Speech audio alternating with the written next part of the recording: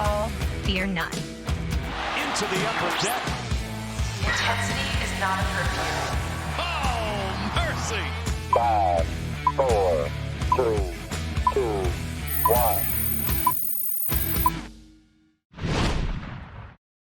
The Orioles played two very different games in a doubleheader against the Rays, but they lost them both as they fall 3-1 in Game 1 and 10-6 in Game 2. A pitcher's duel in the first half and then a slugfest in the second half. And we're breaking them both down here on MASN All Access Xtra as we're joined by Orioles Hall of Famer Rick Dempsey.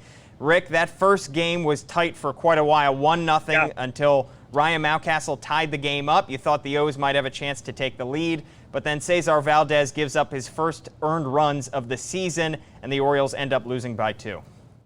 Well, it was for the Orioles on the downside. It was all about their bullpen. Valdez has been pitching great for the ball club, but then, you know, this is that kind of the time of year, Paulie, where you don't make mistakes and you just don't give up runs like that. You know, the bullpen in the second game was not very good at all, and like I say, you go through spots. You know, I hate to see Kremer lose that ball game because he pitched outstanding. This is one of the big bright spots for the Orioles right now. And you've got to support him at this time of the year when you're going down the stretch to make a playoff run. And I know the Orioles are borderline, but when you know that, this is where the pitching and the defense shows up for you right there. The offense, I'm so happy with. You know, in both games, Mountcastle is just a monster hitter. It doesn't matter who's on the mound or what kind of pitch that guy's got. He's going to make good contact. And so I like what I see out of those guys. The offense, this team actually can win with this offense, just like it is right now. But as you know, pitching and defense is the name of the game. It will always be, no matter what the computer says. And the Rays, of course, are very good at those two things and a much more veteran team at this point than the Orioles.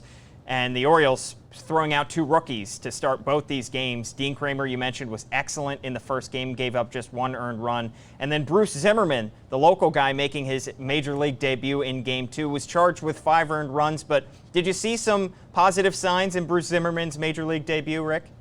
I like his arm. His delivery for probably the first half of it is okay. But when that head starts going this way and the arm stays out here, all of his good pitches are going to float. They float up in the strike zone. And when you're playing in today's game where the ball travels like it does in every ballpark, good solid contact goes out of the ballpark. It just goes out. I've always liked him. I've always liked his repertoire of stuff. He's got a very good breaking ball. But right now, he's at that stage that a lot of them are at where even though the arm is good, the mechanics are not solid enough to take him through a full inning most of the time. If he gets through 1 or 2 innings without getting hurt, I mean, that's a gift. But I'd love to see him get behind the ball a little bit more, get his release point where it should be on a consistent basis.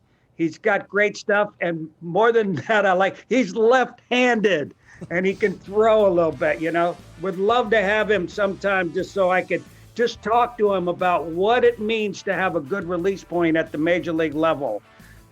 We've got a lot of good young talent that we're seeing. Akins, you know, he's a little bit more aggressive, more violent of a wind-up than most of them have, but he's got a lot of good pitches out there, and of all of them so far, I've seen some consistency out of that release point with him, and he's a real plus for us right now. Well, Rick, I can't wait for the return of Dempsey's dugout when you get to work with all these rookie pitchers that are making their debuts here in 2020. But I want the bullpen too, Paulie. Yeah, absolutely.